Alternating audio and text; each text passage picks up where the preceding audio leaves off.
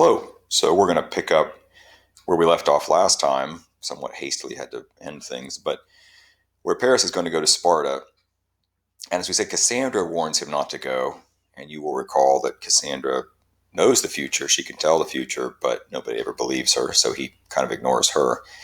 Oinone also tells him not to go, and you'll remember that Oinone is his wife, right? Which you would expect her to say, don't go, because that's her husband. She doesn't really want to share him with someone else. But what she tells him is she says, if you're ever wounded in battle, Paris, come to me and I will heal you, which is a pretty generous offer considering that he's going to go claim the most beautiful woman in the world.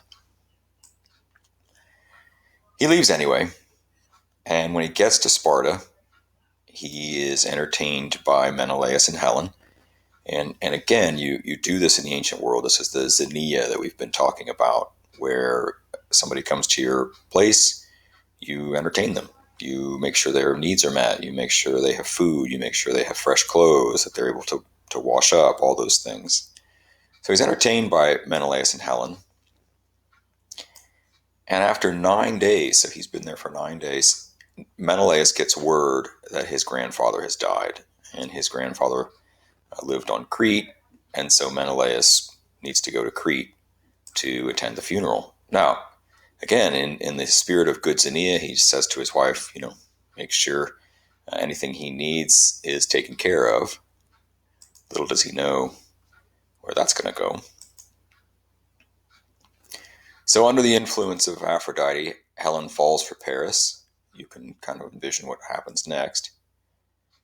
They decide to leave for Troy, but they also decide they're going to steal a bunch of Menelaus' stuff, right? He's wealthy. And so not only does Paris take Helen, he also takes a bunch of Menelaus' goods. Menelaus gets home after his father's funeral and finds he's missing not only his wife, but also a lot of his stuff. And you'll remember, right, there was a pact that all the suitors had made. And so Menelaus, calls his brother Agamemnon, who happens to be married to Clytemnestra. Now, do you remember who Clytemnestra is? Right, she was Helen's sister. The one, she was born in the other egg, in the mortal egg. And so they start assembling the troops. Well, why? Well, we talked about this just a second ago. Everybody swore an oath, right? Remember, Odysseus suggested this plan. Everybody swear this oath that they won't argue with the winner and that they will come and help if Helen gets kidnapped. And here she's been kidnapped again.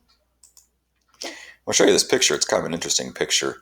And I think it shows some of the ambiguity or the vagueness of this whole situation, right? Here's Paris on the left here.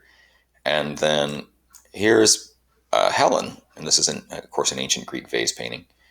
And there's a Cupid, right, indicating romantic love. But notice what I've circled here. Is she going willingly? Well, yes, but under the influence of Aphrodite, and gosh, what do you do with this? Because it certainly seems like he's more almost coercing her to come along to Troy. So just an interesting thing, and it gets back to the age-old question of how much of a person's actions are a product of them choosing, how much of it is a product of where they've been and the different influences on their life. But just an interesting picture. I always have found that interesting. Now, so they start putting out the call, hey, it's time to go rescue Helen. She's been kidnapped. Everybody promised, but not everybody's too eager to join the gathering. There's Odysseus. You'll remember he's the one that suggested this great plan in the first place. And he's married now.